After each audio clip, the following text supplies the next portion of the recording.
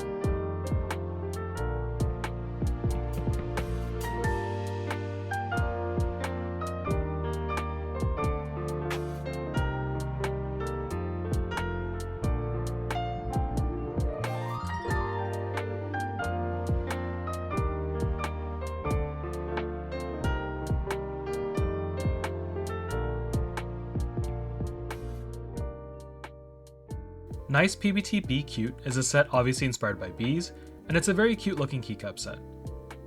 It's not a super creative design by any means and uses yellow and black for its color scheme, but I do think that it's a well designed set with the font chosen for the alphas, as well as the novelty icons.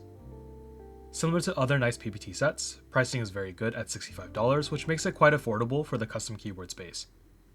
If you've been looking for some cute keycaps for your build, I think that NicePBT Bee Cute would be a great set for you to check out. When I first saw the name of this set, I was very confused because while I could kinda see the red version being inspired by Santa, I did not understand why the designer also created a green set. However, after reading the background on the Bowl keyboard landing page, I found out that this is a set inspired by the stained glass windows of the Sagrada Familia. Having this bit of background changes things quite a bit because I can definitely see the inspiration, and I think the designers knocked it out of the park. The inspiration offers a lot of freedom since the source material has a lot of different color options, but I think it can also be kinda tricky to find the right combination that stays true to the theme and looks coherent. The designers have managed to pull off the theme with this set, and the two different base kits offered also aren't just simple recolorings as they do feature different patterns. Both the NicePBT set and the Resurrectio set look great and really make good use of the transparent look. It's not just a gimmick with this set since it ties back to the theme. I really don't think that you could go wrong with either one, and I would just pick the set that matches the build you're going for. However, if you happen to have quite a bit of disposable income, picking up both wouldn't be a crazy move either. I think that KAP Santa Llum is one of the best designed sets that I've seen in a while, and is a great example of why I still love the hobby. If you've been looking for something that really stands out and happen to need a green or red theme set, I think that KAP Santa Llum is a great set for you. SW Melamine is a set made of melamine, which is a type of plastic that's used in many products such as dry erase boards. Melamine is also used in plates and bowls, but it's important to note that melamine is not microwave safe as the chemicals can then leach into the food and cause kidney damage. That being said, melamine in normal use and context is considered to be very safe, with an extremely low short-term lethal dose on par with common table salt. Its poor reputation largely comes from the food scandal in China back in 2008, where companies such as Nestle had used melamine as an additive in milk and infant formula, which made people extremely sick and even caused a few deaths. I bring this up just in case anyone gets worried about the material of these keycaps and are afraid of getting sick. You should be fine with a normal use case of keycaps, but if you decide to microwave these keycaps and eat them, then that's on you. Back to the keycaps at hand, I think that it's a very interesting choice, and I'm very curious how these will sound and feel. I'm also curious about the viability of melamine for future keycap sets, and if they manufacture well, because maybe this can be another type of plastic that we use for future sets. SW Melamine is a simple black and white set, so it's very versatile and can be paired with any keyboard. It comes in at just $54, so it's quite affordable for the hobby as well. Personally, I am thinking about picking up a set just to try it out, but I haven't made up my mind yet. GMK Mictlan Rebirth is the relaunch of the popular set GMK Mictlan that originally went on sale in 2022. There have been some minor changes to the original kits as well as a new Sentinella Novelties kit, which look pretty sick. But the biggest update is that there will be a new MTNU profile base kit and accent kit offered in this sale. I'm personally not the biggest fan of MTNU because I don't like the way that the text looks, but the style is quite popular since it's very reminiscent of how SA keycaps look. That's my own personal preference, but I have seen many comments from other people that really love MTNU, so don't let my opinion stop you from liking what you like. It's really good to see that this set is back again for people who joined the hobby after initial sale. I didn't pick up a set back in its initial sale, so I am seriously thinking about joining this group buy, because I do think it's a very versatile set. Although it features many different colors, because the main keys are black, they can fit on many different keyboard colorways. If you're someone who has been wanting to get GMK Mictlan all this time but didn't want to pay aftermarket prices, or want a dark set with some nice pop, I think that GMK Mictlan Rebirth is something that you should definitely take a look at. Also making its return is the cloudnine keyboard designed by Machina. Machina is known for having really clean case designs without too many complications that I personally like. The slight curve to the side profile and the concentric circles on the bottom case look really cool but aren't too over the top in my opinion, especially compared to some of the more recent keyboards that I've seen. The mounting style has not changed and it remains a tadpole mount keyboard. This mounting style is pretty much a top mount style board with just a tiny bit more cushion as it uses silicone pins rather than metal screws. Pricing has also stayed the same, which is kind of cool because things have gotten a lot more expensive overall with current economic conditions. But at the same time, I would be lying if I said that I didn't wish for a bit of a price cut. $399 for a full brass bottom case isn't crazy for the custom keyboard space if your brand isn't in QWERTY keys, though I wouldn't consider $399 to be affordable either. If you decide to get some of the more quote-unquote premium materials such as copper or stainless steel base, it does add on to the price and you will have to pay $439 and $529 respectively. There are also two extremely premium versions known as the Cloud9 2 Grand Machina version that are basically full copper and full black stainless steel version of the board, and they come at a hefty price tag.